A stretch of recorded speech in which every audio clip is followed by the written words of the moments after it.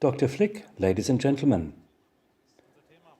today's topic is authority, and I thought I'd begin with a question which relates to TV journalism, I should say. So if you hear the word authority, how do you feel? More positive or more negative? Maybe those who feel more negative could raise their hands. We are going to have a referendum here. Negative, thank you. So this is a minority.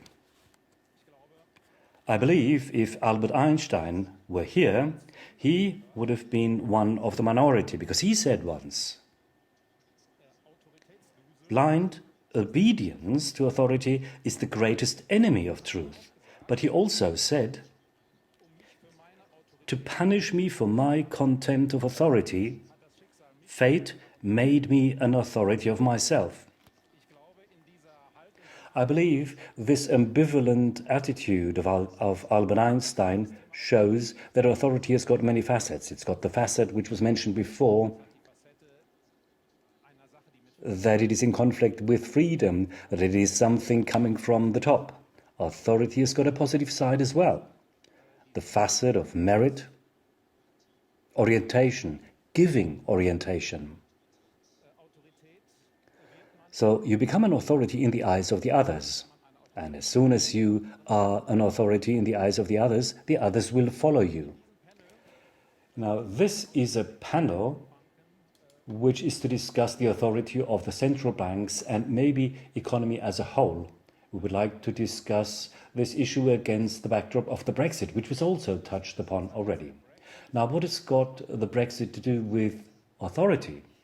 Surely it's got to do with it, because it questioned many authorities. Surely this decision questions the authority of the political establishment in Europe. That is, the authority of the British government. Cameron resigned immediately. The authority of many decision makers in Brussels. The authority of many decision makers in other countries. The Brexit also questions the pundits, the economists, the specialists, many central banks, IWF, OECD, the British Treasury, the European Commission, all warned that the Brexit will entail economic downturn, that growth will dwindle away, that there will be a recession. Nevertheless, people decided differently. Surely, the Brexit also questions the authority of plebiscites. People railed against referendums and plebiscites. Many said, well, here you see, this was the wrong referendum, the vote was wrong, so plebiscites cannot be wrong. I think the representational democracy live long. The Brexit also questions the authority of the decision makers in economy, in the industry. Many bankers in London, many CEOs pointed out that from their point of view as well, a Brexit is problematic. But nevertheless, people decided differently. The authority of those, and I believe it is very difficult to translate, the authority of the member of the educated class has also been questioned. Now, this is a class which is studied, maybe has A-levels, and is pro-European in its majority. This class lost the referendum, so the academics lost out against the non-academics, or as they said in the UK, the wine drinkers lost out against the beer drinkers. The wine drinkers lost authority. And if all these groups and institutions lost authority, then the question arises, who or what will replace them? Who will tell us where Europe is to head to in the future? Or the EU, without UK, is to steer where? Where will Europe go without UK or after the Brexit? I'm very happy that we've got three authorities here on our panel in order to clarify these questions. Please welcome, in alphabetical order, Roland Berger, the founder of the eponymous company. Mr. Berger, please.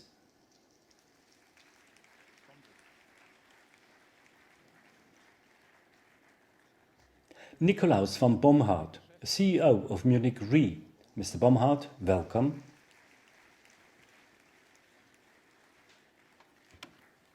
and Jörg Rocholl, Professor for Finance and President of the ESMT Berlin.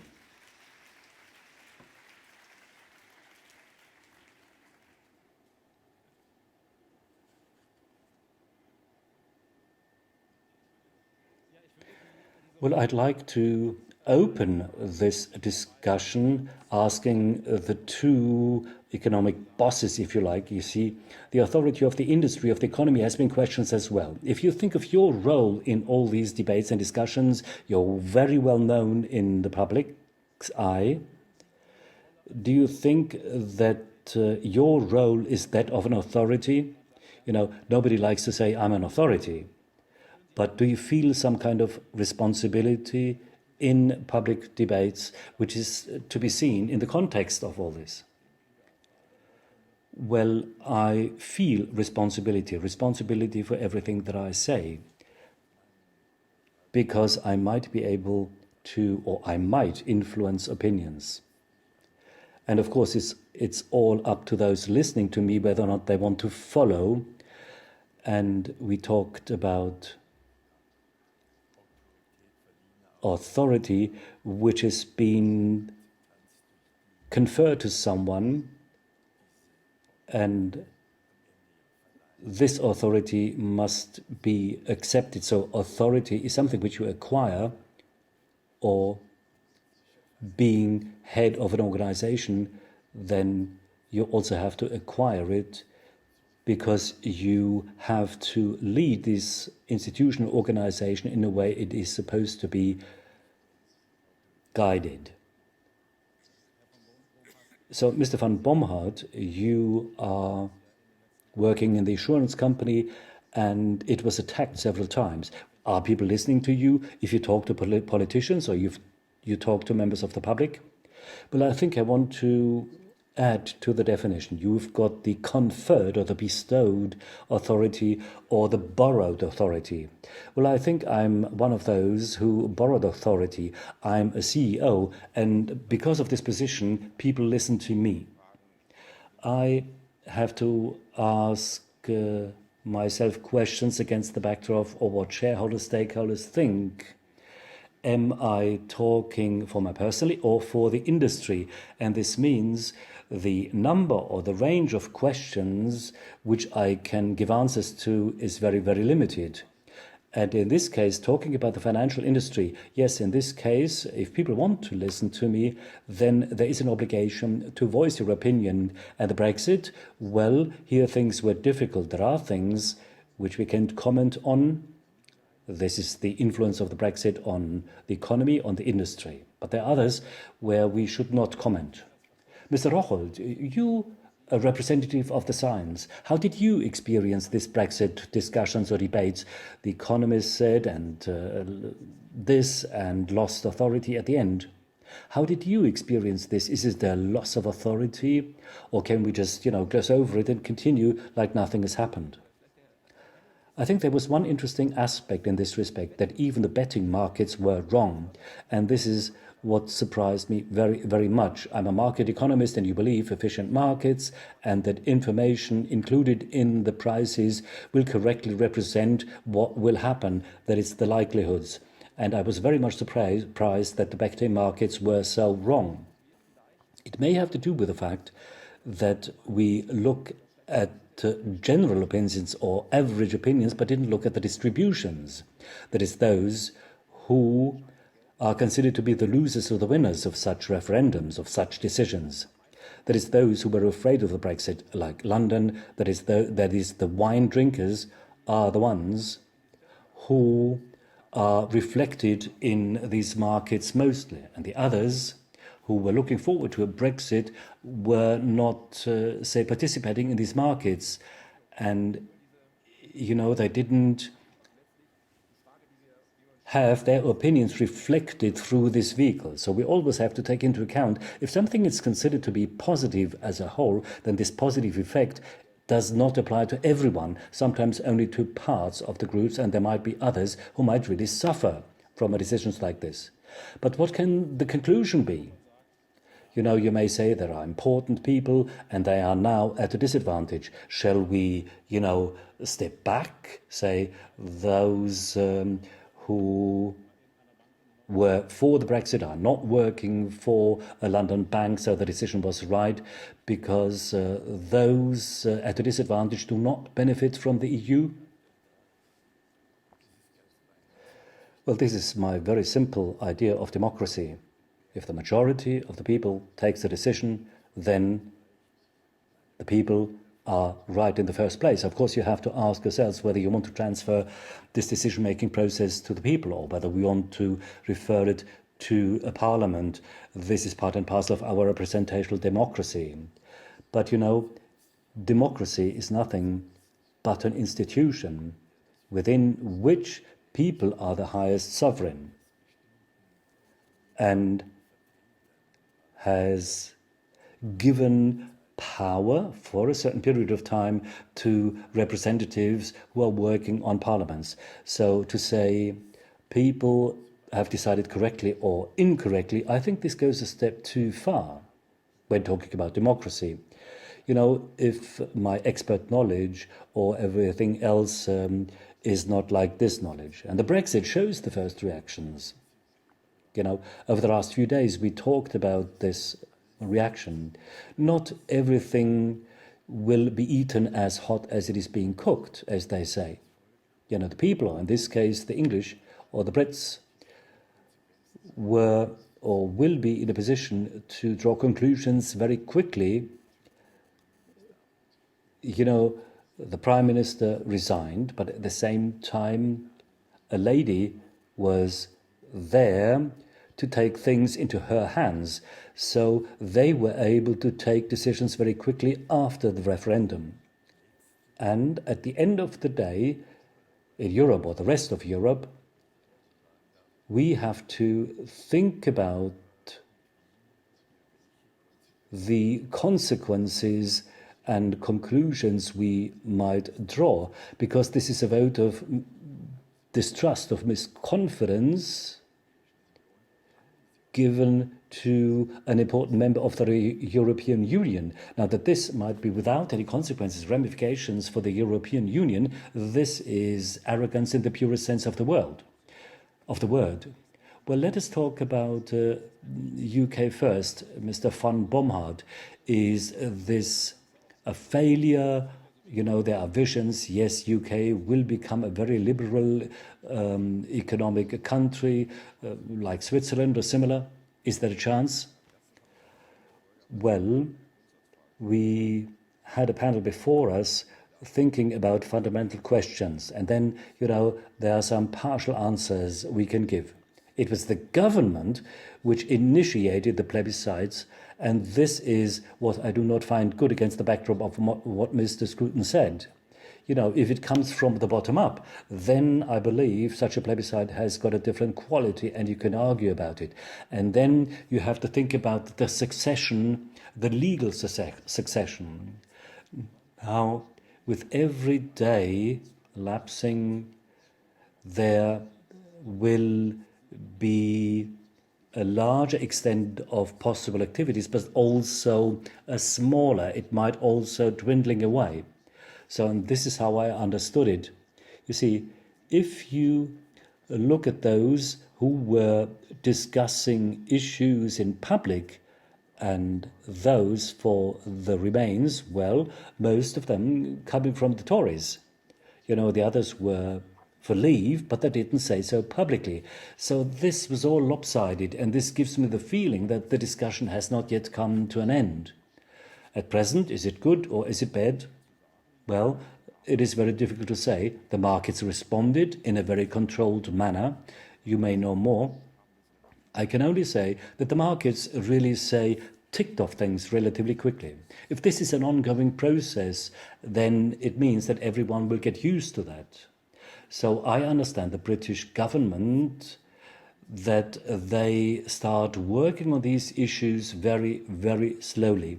As a convinced and confirmed European, I can only say it is slightly less now that they are out, and it is maybe even worse for the Europeans? May you say that this is a chance and opportunity for a new beginning in the UK in comparison with the rest of the EU? I believe the crucial question is, and this refers to the speed of the decision-making process, what the negotiations will reveal. What will investors do? As long as we do not know, or the investors do not know, under which conditions they can operate in the UK, then investors might dodge the UK, national and international investors certainly. And then there might be, say, major repercussions. If there's clarity very quickly, if things become very clear that there will not be major changes, then this short-term effect will not be so large. In the longer run, questions like how trade, and in particular the financial services and the access to these services, will have an impact on what happens in London. Investment, well, maybe I can tell you an anecdote, or a true story rather. A pharmaceutical company had to take a decision in London to invest 800 million for research and development. They delayed the decision after the Brexit result, and then they took a new decision. The result was that we, as a European company, are looking for a site or location on the European continent now that UK is no longer in the EU. Well, they opted for the United States. So obviously UK lost something and Europe didn't win. So this might happen in many other cases as well. Yes, let us continue along these lines. This might mean that on account of the decision, EU will face some slowdowns. An important country left the EU, the integration might come to a stop. We may become smaller, we become increasingly split up. What is the conclusion for Europe? Do you think that we now are on a downhill trail? And you see, I could say this is one aspect which you mentioned, and maybe we didn't answer this question. It is the question about things inside UK, the fundamentally open questions, pure, rich, access to education or not. Now, these issues like these haven't been answered satisfactorily. And the others, and this on a European level, refers to the process itself. Is it a painful process to be forced to follow along this route? And then I believe it is not good not to follow this, say, signal, and then other things, other things which haven't been done did not lead to success either. Now, what about Europe, the European Commission? What about a suitable response? Well, responding, yes, but what is the good answer, say? Let me start by saying what we should not do. If you draw a conclusion saying we want to have more and more integration in Europe as quickly as is possible, I believe this is the wrong route forward, because the Brexit showed us that the readiness in the various countries towards more integration, to more indebtedness, to one financial ministry in Europe, this is not what people want. So what I want to say is, what can we do in order to show and demonstrate to people the benefits of Europe? And I believe there are many things which we could list here. Security, internal, external security, the freedom of movement, the freedom of movement of goods, of services, the freedom of people moving from one country to another. We also should demonstrate and illustrate that Europe is to be some kind of framework and is not to meddle in each and every individual aspect of a country. So this reorientation, who are the players on this field? There is those saying this is the direction, and who are the players who've got the authority so that people will follow them when talking about new concepts for Europe? European Commission, the Parliament or Angela Merkel? Well, I think the European Commission lost authority in the literal sense of the word. It lost this authority because before the Brexit, they gave mixed feelings. What do you mean, mixed feelings? Well, the Commission didn't give a clear opinion. They didn't say clearly what they think. And they also didn't feel that they have to pronounce a positive idea about Europe. No, they were staying put and said, okay, UK, you should be reasonable and stay within the EU. And then the pro-Brexit referendum. Mr. Juncker, Mr. Schulz then said in the first response, and I remember Mr. Schulz very well, a nation, takes a whole continent hostage because they now do not send in this letter in order to kick off the exit process. I believe this is a spontaneous decision of two politicians, Mr. Juncker and Mr. Schulz. And we all believe that this is a process which needs time, which has to be pondered upon. Neither the Brits nor the EU has got a contingency plan, a plan B for such a situation. We haven't had one.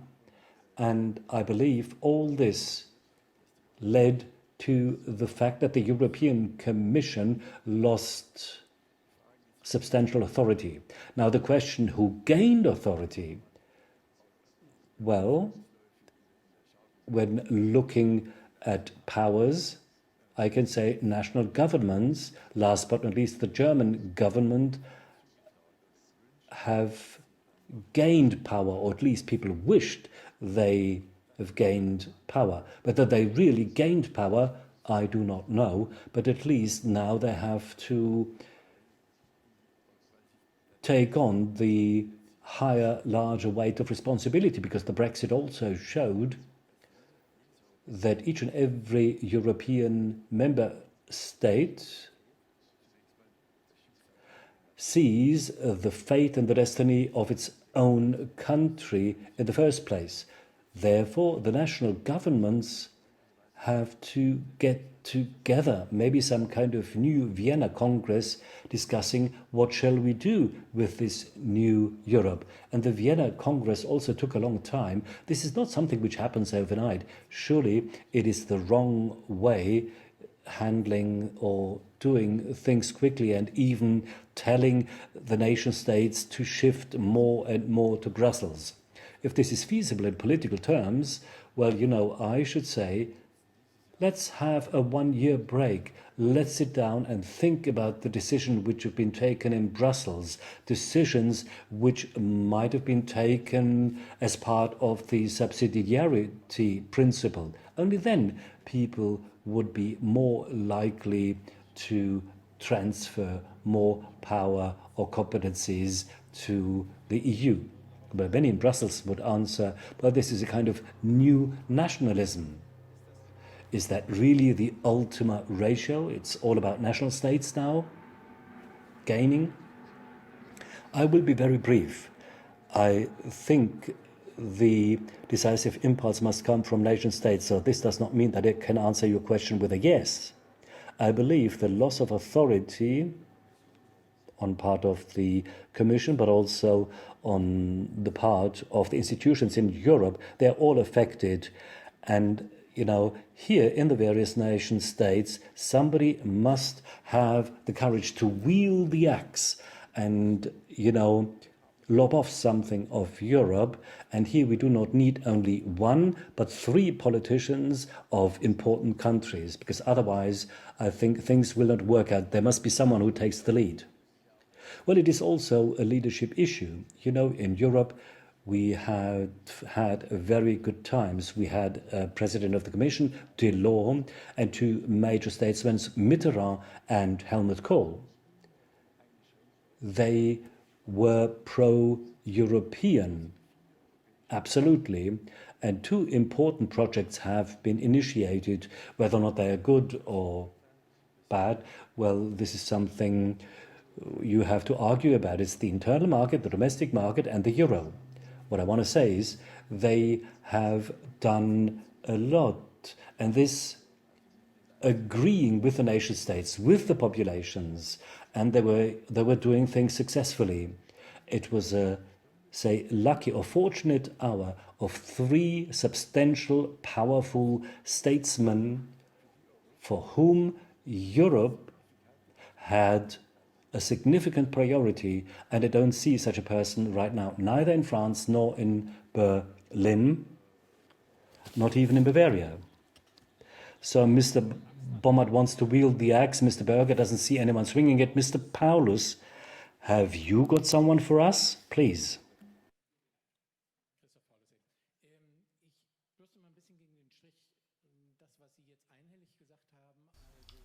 Well, let me brush against the grain.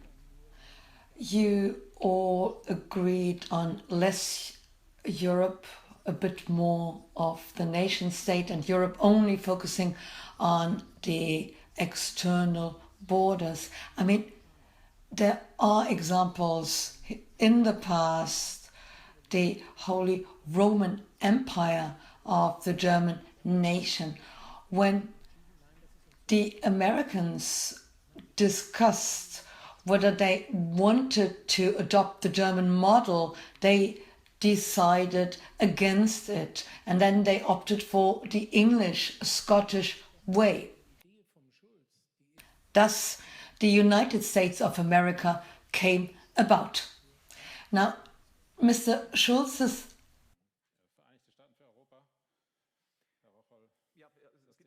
idea has been misunderstood by many, but it's worthwhile discussing. The United States of Europe, Mr. Rocholl.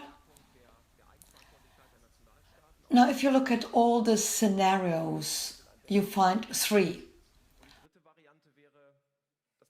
One, Mr. Schulz's idea of further integration. The second would be more powerful nation states, i.e. Maastricht 2.0, a better Maastricht. And the third version would be to just give it up.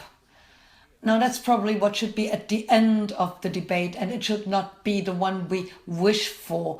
Mr. Schulz's idea is not realistic, I think, because I don't see the political will in the member states. So the question is, what can be done in order to create Maastricht 2.0? There is a lot to do. So I agree to Mr. Berger. There should be impulses from the nation states, but at the same time, on the EU level, on the Commission level, they should implement what has been agreed already. For example, as far as the sanctions against Spain and Portugal are concerned, finally, they decided to not undertake any sanctions. The initial idea was just ignored, or the same goes for Italian banks. The participation of the creditors was not implemented. So many people get the impression that there are things which are being decided on a European level, but they are never done, and this undermines the trust in Europe.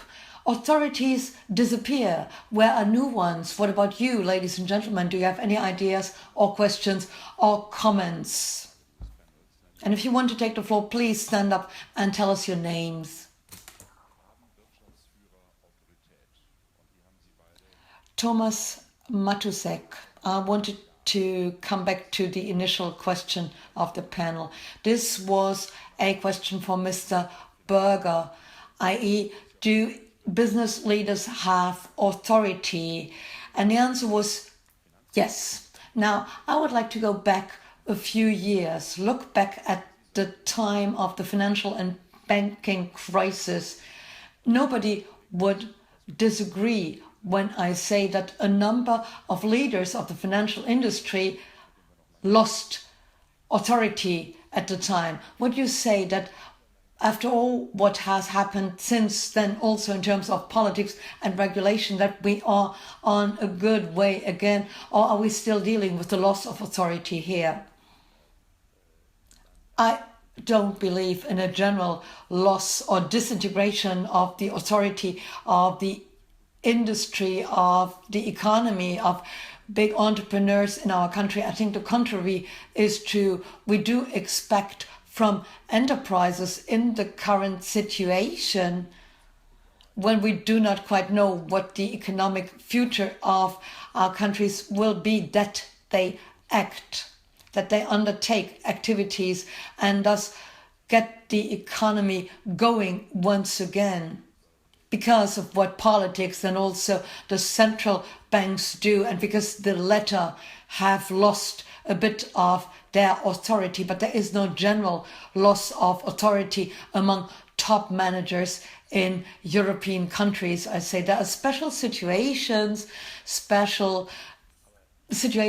of special bankers and banks, because people still remember the financial crisis and because we still read about it in the newspapers, because there are still trials against investment bankers dating from the year 2008. But I think private enterprises are the ones we can rely on, because they are the only ones who can push Europe forward in those times of uncertainty, because they generate growth and create employment, and because they offer a future in a time in which politicians have tried to find a way that gets us back to the point at which we wanted to have Europe, i.e. a European Union. Now, what does the scholar tell us? What about sciences in this field? Do you see a revival of the authority of the economy? There are two remarks I'd like to make. A, surveys show that people still trust the market economy, and recent surveys don't give us the same results as we had in the late 1990s, but it's moving forward. And the other aspect, which is often underlined in the UK, is that the general image is a positive one. There were studies made with respect to dividends and employment and what people think. And in summary, we can say that enterprises in the United States rather cut jobs instead of dividends, whereas companies in Europe cut dividends instead of jobs, in order to establish a situation which would help us with the recovery and in a process of recovery. So short-term labor and other regulations helped us regain the trust in our system. I think the social contract has suffered, but it's not been destroyed. And when talking about Germany, we have set the basis so that we can deal with each other reasonably and responsibly. I think good and bad, as far as the population like the one we have in Germany, are more or less on equal terms. So sometimes some are good and others are bad, and sometimes the opposite is true. And it's also often up to the media what people think about enterprises. There are good enterprises, SMEs, and big ones, and not all big ones are bad. Now, what do you think? I think that it's like doctors who don't see the plague coming, or who don't treat people correctly. You don't like these doctors, but you still need them when the next plague comes. So there are no other entrepreneurs, there are no other enterprises. We have to deal with the ones we have. And the question where growth comes from can also be answered this way. It will come from the enterprises, which does not mean that we don't have to change the framework conditions, but we have to deal with the entrepreneurs we have. It's maybe not a matter of interest, it's rather a matter of the framework conditions also. As far as the banks are concerned, it doesn't make sense to tell bankers to become different persons. Further questions, further remarks? Jürgen Kobock, Mr. Berger, you reminded us of the past and Mr. Kohl and Mr. Delors. Now that was a different time, that was our time, a time in which the narrative was a very different one. Today we are dealing with a major loss of authority in Europe. Now, a lot is being done, which is good, but we don't reach the people and they miss the intensity we used to have. Think of Great Britain. The younger generation was in favor of the Brexit. Sorry, they were against the Brexit, but only 43% of them went and voted, which shows that there is a major gap between the political acceptance and the explanation also with respect to future generations.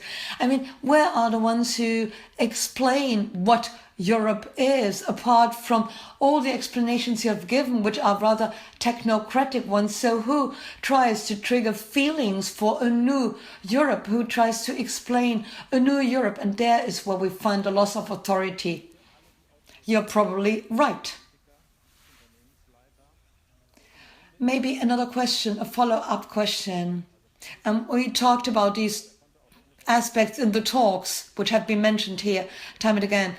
Now, everybody has authority today, managers, executives, politicians, but they are in a different position than they used to be. Kohl was around always. He could say what he wanted to say. Merkel is in a more difficult situation. This is also about the internet and the famous shitstorm. And the question is whether more intensity of control via the internet and by the media means that those who could decide, like Mrs. Merkel, don't dare to take a decision. Mr. Schröder was courageous and he was voted out of office.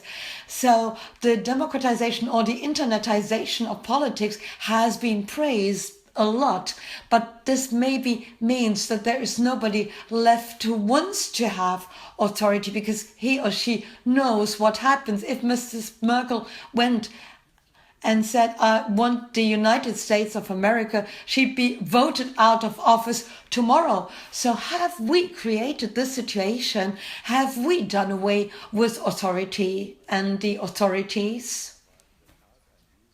Now, this is maybe a too beautiful picture of the past, because without the reunification, Mr. Kohl would have been voted out of office in 1990. There was not much authority there. He was a major player as far as Europe is concerned, but without the German reunification, I claim he would not have been re-elected in 1990. Helmut Kohl became Helmut Kohl because of the reunification and after the reunification, including all the authority he had, and the reunification and the fall of the wall, no matter what you call it, or the collapse of the Soviet Union, were very important aspects and meant that European leaders like Delors, Kohl, Mitterrand and others could jump into a gap and had to intervene, and they intervened. And that's what I'm missing today, actually. I do understand that the world is moving faster today and that the internet is around. But at the end of the day, when it comes to elections, I don't see a major difference between your pub talk and the internet.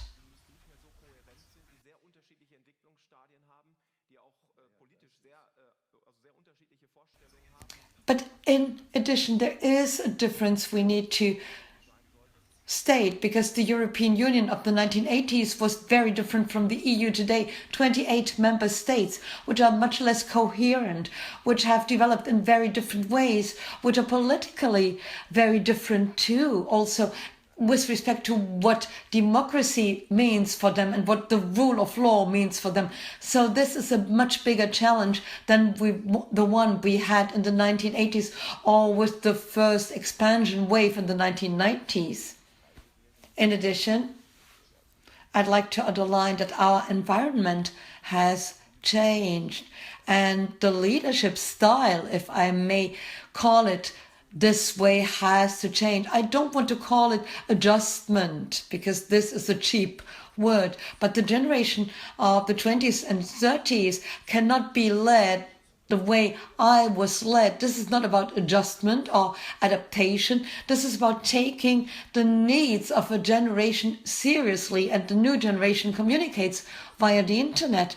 And it's difficult to go this way, and we are still trying how it can be done. I'm Ada, and I was sitting on a stage this morning. We were talking about the young people's topic. And I think there's actually quite a good link between the whole Brexit debate and what we spoke about this morning, the role of digitalization and blockchain technology. So what from my point of view, being a Londoner, being a British, and being the so-called millennium, I think Brexit is a wake-up call for the generation. I mean, I see a generation gap because if you look at who has voted out in Britain, it's people that are 40s and plus. And young people actually went down the street 2 weeks after that, or 2 million people went down the street in London to say, look, we are European, we are not Londoner, we are not British, we are European. So it's really that generation gap, I think, that caused this whole debate. And now, we are sitting here talking about the economics and also refugee crisis at stake. And that is accumulation of the past 20 years, what the system has done to us. Now, if you think about why we have refugee crisis today, it's exactly because we have internet. People from Syria, people from Iran, from Pakistan, they come all the way to UK, to Germany, to Europe. It's because they know here's a better life, and because internet made that all happening. So I think maybe instead of being scared or fearful about what technology can bring to us, maybe we can make those two work together. And we discussed this morning with Julie and Garrick. The whole notion of democracy and letting everyone have a voice in the whole system, I think that's really important. Democracy is important, and we continue to stick to it. And I think it's just the definition of democracy, the way how we can bring that to common people, to normal people on the street. Maybe internet can do something about it, especially blockchain technology. Yeah. Good turn. Yeah. An important aspect, if you ask me, has not been mentioned so far. That's education and training, and the education of the people who intervene. I doubt that the man on the street, as they say, really understands the debates we are having here. There is a major gap as far as education is concerned.